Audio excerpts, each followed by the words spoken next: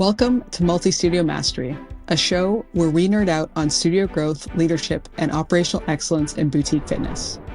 I'm your host, Tessa Thomas, co-founder of Pipeline Solutions. We work behind the scenes with studio owners and operators to streamline back-end chaos, improve retention, and scale sustainably. On this podcast, I sit down with industry leaders, multi-studio owners, and operators in the thick of it, so we can unpack what's really working and what's just noise. If you're building a stronger, smarter studio, you're in the right place. Hey everyone, welcome back to Multi-Studio Mastery. Today I am joined by Daniel Marin. Daniel leads operations at MoreYoga, where they serve over 30,000 clients across London with purpose-driven, results-focused wellness experiences. Their mission is to empower agile teams, remove friction, and deliver transformation at scale. So MoreYoga is now the UK's largest boutique yoga network, and they've gotten there by applying lean operating models, performance-led thinking, and a culture rooted in trust and growth. So we are super excited to have Daniel here today. Welcome, Daniel. Thank you, Tessa. Excited to be here. Awesome. Can you tell us, I think I've given a little bit of a synopsis of MoreYoga, but what did I miss there? If you can tell us a little bit more about yourself and MoreYoga. So MoreYoga is currently, I would say, maybe the largest privately owned yoga studio chain in England and the UK, perhaps in Europe. We are currently operating 36 studios across London for now. And our key motto and USP is being able to provide affordable and accessible yoga.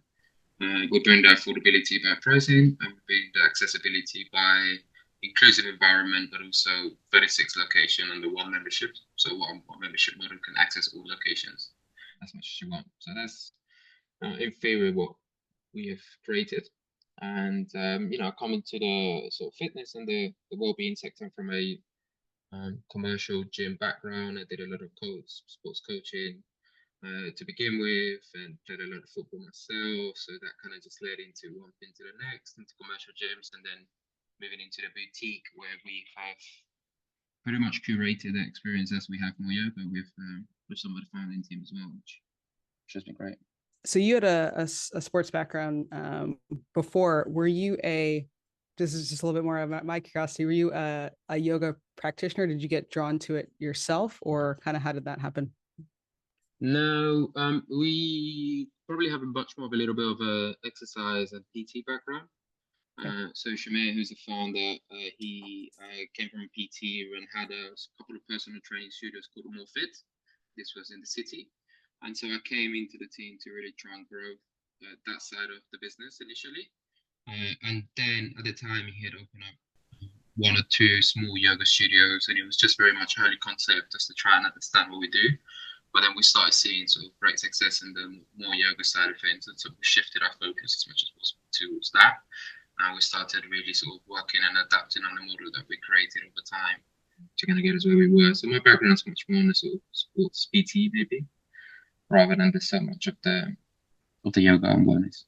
So how would you say your role has evolved kind of with the brand over the last couple of years? I started working within the More Fit and the MoreYoga side of things, just growing the sales aspect. So it was just much more transactional sales, trying to get people to sign up to our packages, and what we could do in that aspect.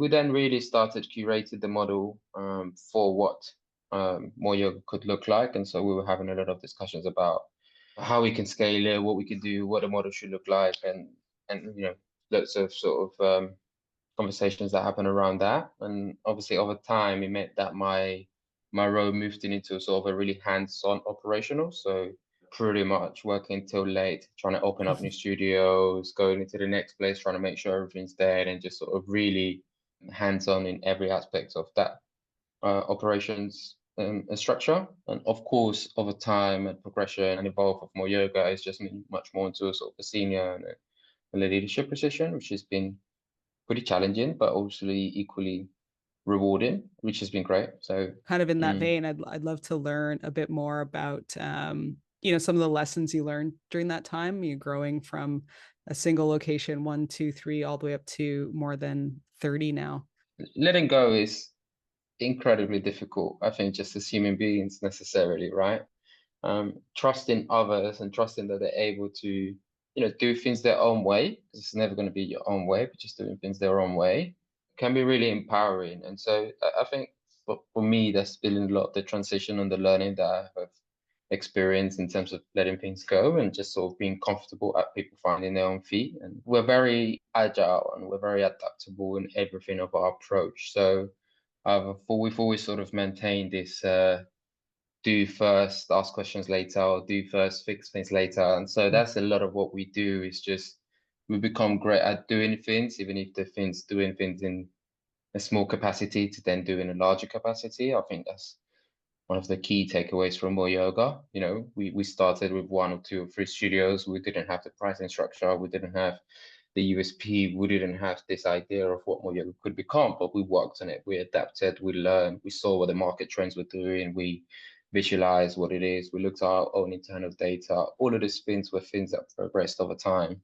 Can you speak a little bit to any systems or processes that support that? Or like, how do you, I guess the question is kind of, how do you do that and not just have chaos? To fix those, we had to have chaos, right? We had to go from a moment of chaos to try and be able to fix a problem. So, Mm. like for example, just speaking about managing the cover list, for example, and how we do that effectively across 35 locations, right? To get to the point where we are right now, which is a real simple solution that we've found ourselves on. We've had to go through the process of having multiple WhatsApp groups, people available at all times, overworking, fixing those things. And so, part of it is embracing a little bit of that chaos, knowing that there's a lot of learning curves that you can kind of come from that and finding some solutions for that. It's one of the things that we've really learned on and leaned on is we empower a lot of our team to be able to make their own decisions. And that goes down from ourselves down to our teachers. And so even earlier on, we really believed the culture where we don't impose our way too much in terms of how we want things to be done. We really believe that our teachers are capable and great enough to be able to add their own take into certain things. And now it also creates a real good sense of community within our studios. The teachers enjoy working for More Yoga, and it creates a really nice product because there's a lot of variety Right. between our teachings and on our clients. So clients could go to a great power rocket yoga class to a very relaxed and have completely different vibes and different experience from the way the teachers come across. Yeah, absolutely. You've just touched on community, which is great because that's kind of where I wanted to go next. Can you talk a little bit more about, more yoga and how the business model supports community focused pricing and access? We have 35 locations under quite a large footprint within London. The way I like to describe it almost from an operational aspect is one big building with 35 or six different rooms, right? So we treat our operational model that way. It's very much the same in every single room and it's very similar across every aspect of it. But of course, by that having that footprint, it does mean that we have been able to create a space for the community within areas that we have in London were not sought after. So areas like Croydon, for example, that has been deprived for some time of great funding and great opportunities for people to be around. And so creating spaces in those areas and those locations has been really rewarding and part of kind of like our community aspect of it. We've also had lots of great ideas and product ideas around ways to create community. Like just recently, we launched a curtain and yoga club, which will happen once a month in our studios, where people can kind of come in and create a community that they wish to desire and create within that. So it's working with what we can do to create that. There's been other initiatives such as the More Mind, which is where yoga can help mental health and the crisis that we've got going on in that as well. So we've created things around that could help. And we did a lot of work on trying to create a really strong community with our teachers. So that comes down to events, trainings, opportunities where we get to bring the team together as much as possible and also taking time out to meet some of our teachers. So, you're making time, it sounds like, to meet with people, but also I'm super curious about how you go about hiring and developing these great team members. We're probably in a very lucky position to be in London and have an abundance of great yoga teachers who are willing and want to work with more yoga. I think Our teachers enjoy working within this environment because our pricing structure and the people that we generally bring into the studios are those that crave in a community and want to be around and want to self-involve and improve and things. And so generally our teachers really sort of create a really strong connection with our mission and our culture, which has been great. We have our teaching team and our head of recruitment, Charlotte, who's been around for a long time as well. She's single hands either headhunt teachers that she wants and she sees, and this is within the scene that she wants to bring across to us. So we trial all of our teachers just to make sure that they fit the model. We also then created a way to reward and recognize long-standing teachers. And so we have an internal way where we measure the ways of creating a community, which is measured by your retention rates and what they do. And then we sort of time that across 2 years and 5 years, and we can fast track teachers. And so there's a pathway for growing out MoreYoga on a long scale, and we've kind of tied that around some of the yogic elements, such as water, air, fire, and ether and stuff. So there's a structure and a plan, whereas teachers who want to commit their time to teaching can become something.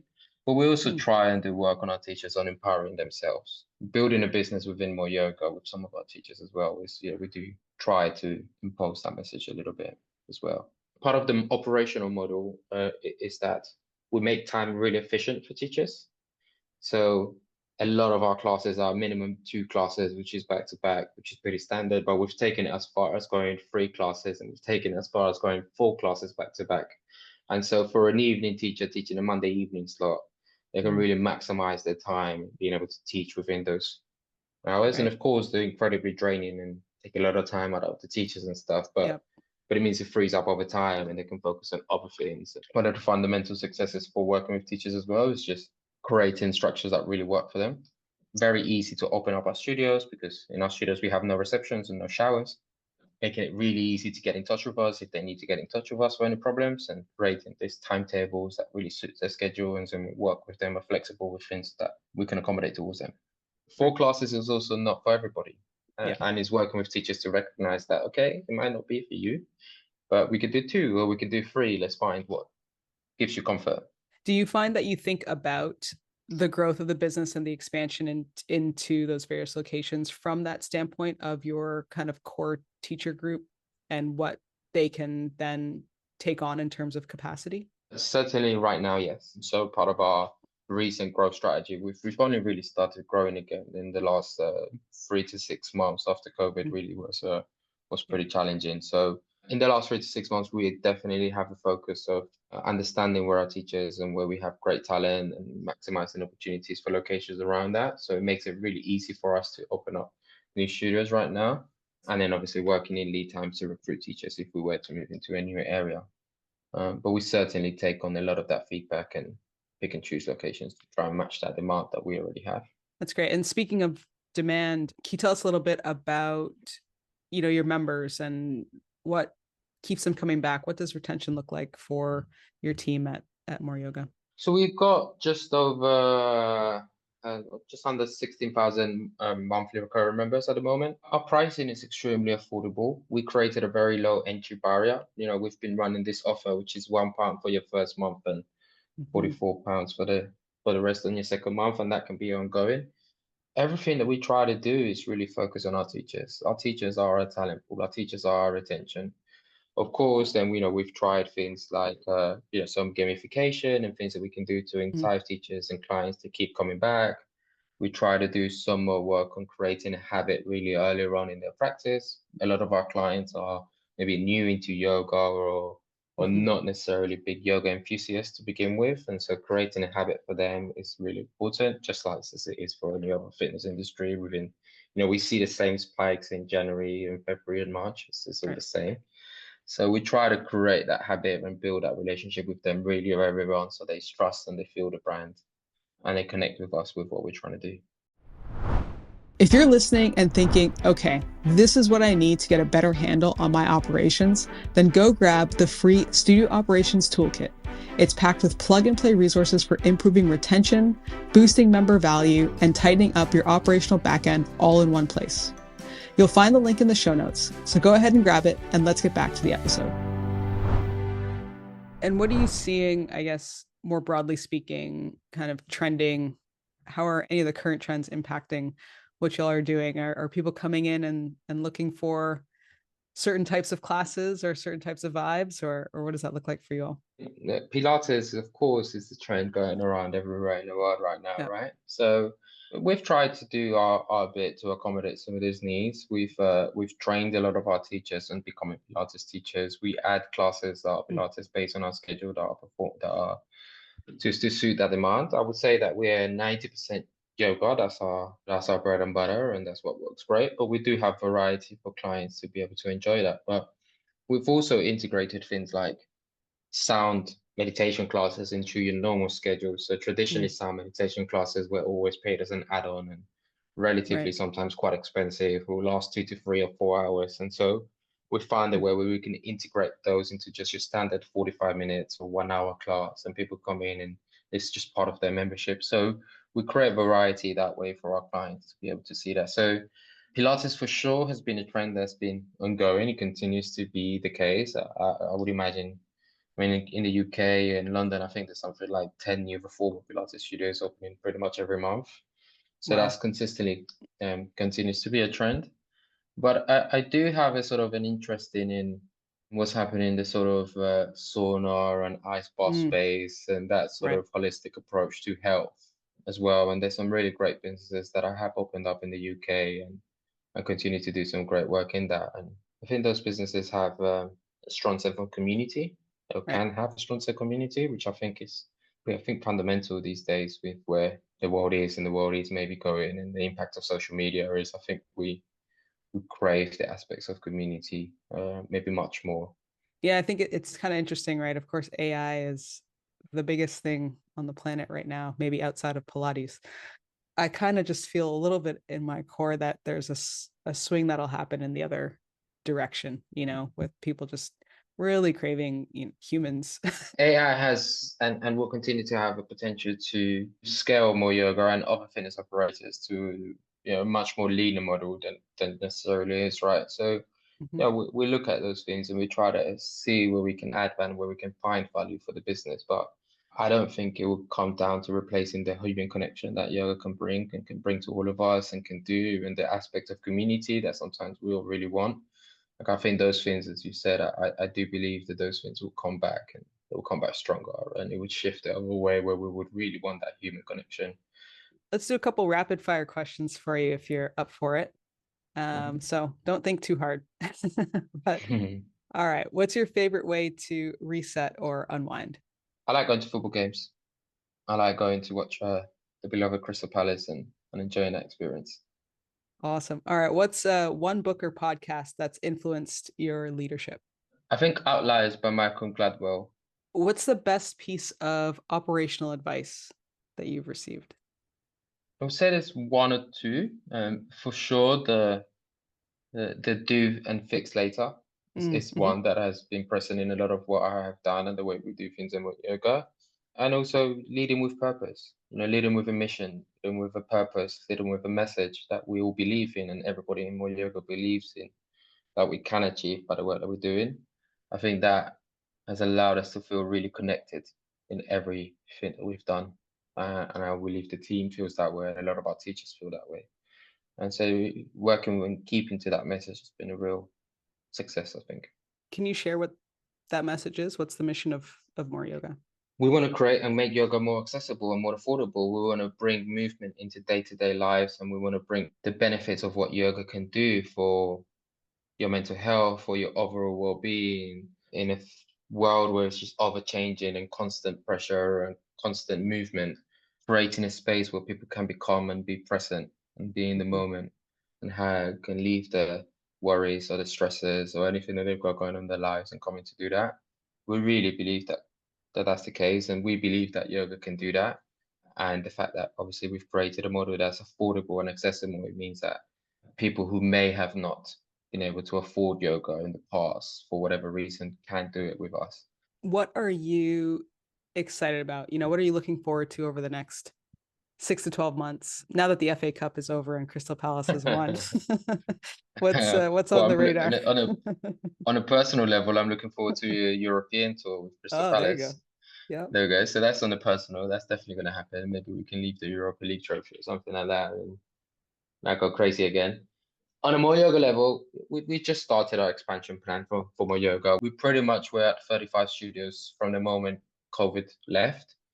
And so we've been on 35 studios for a long time. So right now we've opened up one Battersea location very recently. We've got 2 more that are being opened in the next 2 months, and we have an ambition to try open up another 10 to this year if we can make that work. So I'm very excited for that. I'm very excited with the decisions that we've taken now to sort of elevate the spaces, elevate the brand, being more conscious with a lot of what you're doing as well from the beginning. So, and then hopefully, we believe this model can work really well in other cities and other cities with a large population density. And we want to be able to bring that across to everybody as well.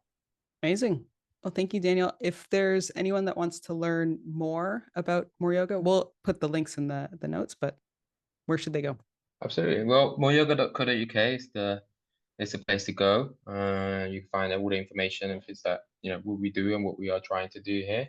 Obviously, on all your Instagrams and social media platforms are the same. And anyone who is keen to learn or chat or speak with me, I can be found on just my LinkedIn profile. Pretty simple. Perfect. Well, thanks so much for coming on, Daniel, and thanks everyone for listening to another episode of Multi-Studio Mastery.